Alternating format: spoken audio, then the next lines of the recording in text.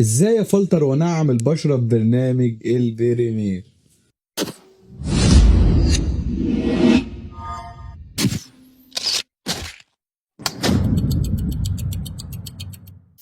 السلام عليكم ورحمة الله وبركاته. النهاردة هنتعلم ازاي نعمل فلتر وتنعيم للبشرة باستخدام فلتر بيوتي بوكس.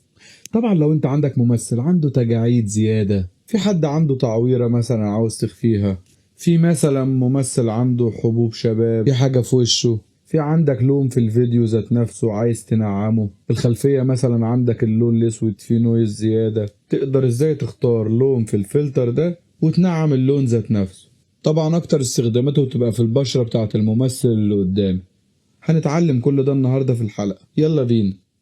هنشتغل النهاردة يا شباب بفلتر اسمه بيوتي بوكس، وللأسف الفلتر ده ما بينزلش مع البريمير، بس تقدر تدخل على جوجل وتبحث عنه وتكتب بيوتي بوكس وهتحمله بكل سهولة.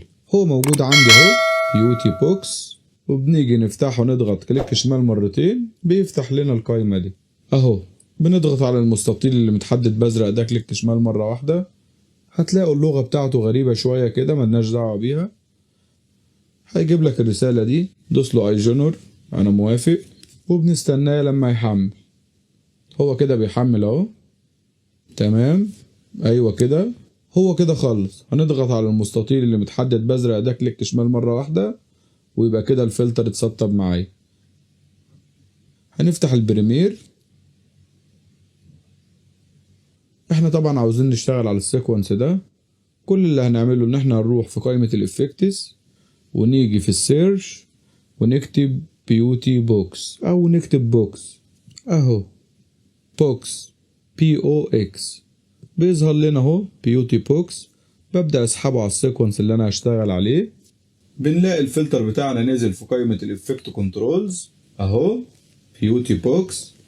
بننزل كده جوه الفلتر وبنلاقي علامة الكوليفاير دي، فبضغط على علامة الكوليفاير دي وبروح على اللون اللي انا عاوز افلتره. فهروح على لون البشرة بتاعة الممثلة. ملاحظين طبعا ان انا كل ما بمشي بالكوليفاير على لون بلاقي اللون متحدد عندي في قائمة الافكت كنترولز جنب الكوليفاير. انا عاوز افلتر لون البشرة بتاعة الممثلة وبضغط كليك شمال مرة واحدة بالماوس. طب هو ليه مديني 2 كوليفاير جوه الفلتر؟ علشان انا لو معايا مثلا جوه السيكونس 2 ممثلين، فكل واحد منهم مثلا بشرته ليها لون معين. في ناس بتبقى بشرتها بيضة، في ناس قمحوية، في ناس سمرة. فانا ممكن اخد الكوليفاير التاني ده وافلتر بيه البشرة بتاعة الممثل التاني ده اهو. هروح على البشرة بتاعة الممثل واضغط على البشرة كليك شمال مرة واحدة، ابقى انا كده حددت لون البشرة بتاعته. بعد ما حددنا لون السكين بالكوليفاير بطلع هنا جوه الفلتر وبلاقي كلمة سموثينج، دي درجة النعومة. هو بيبقى محدد لي رقم 30 ده الديفولت بتاع الفلتر بتاعي، ومديك لحد رقم 200. انت تقدر تزود عن ال 30 وتقدر تقلل عن 30،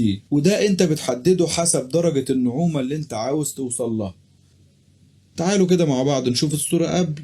يعني مثلا هنا الممثل لو معايا في عنده في وشه جرح، في حبوب شباب، عنده تجاعيد زيادة عاوز تخفيها، أي تفاصيل مش عاجباك في بشرة الممثل اللي قدامك تقدر تنعمها وتخفيها. والصورة بعد فرق كبير جدا جدا جدا في الصورة. أنا هنا مثلا كنت عامل الدرجة على 54، ممكن أزود أهو لحد 103.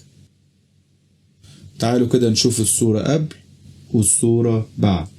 تعالوا نخش على السيكونس اللي بعده اهو. برضو هنيجي هنا في قائمة الافكتس ونسحب الفلتر على السيكونس اللي هنشتغل عليه اهو، وننزل هنا في الفلتر ونختار الكوليفاير ونروح على البشرة بتاعة الممثل.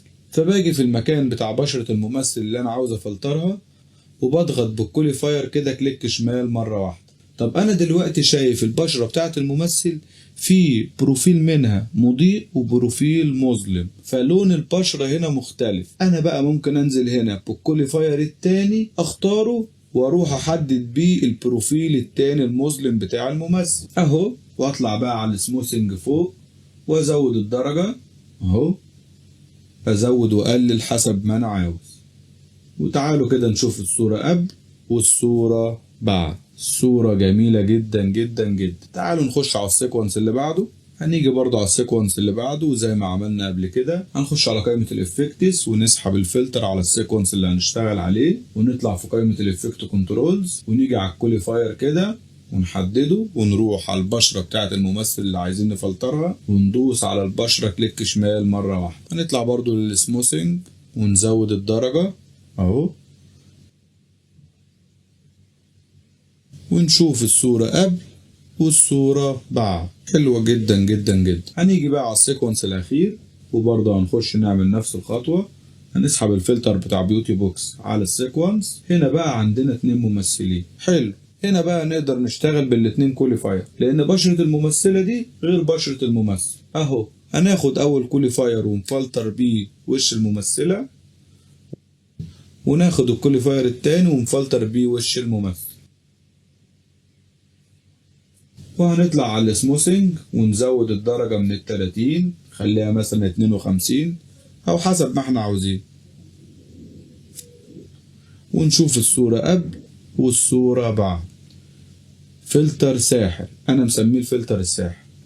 بس كده يا شباب، وبكده تكون انتهت حلقتنا النهارده. اتمنى تكونوا استفدتوا معايا، ويا ريت تدعموني بالاشتراك في القناه وتفعيل زر الجرس عشان توصلكوا كل حلقات، ولو لايك وكومنت وشير يبقى كتر الف خيركم. السلام عليكم.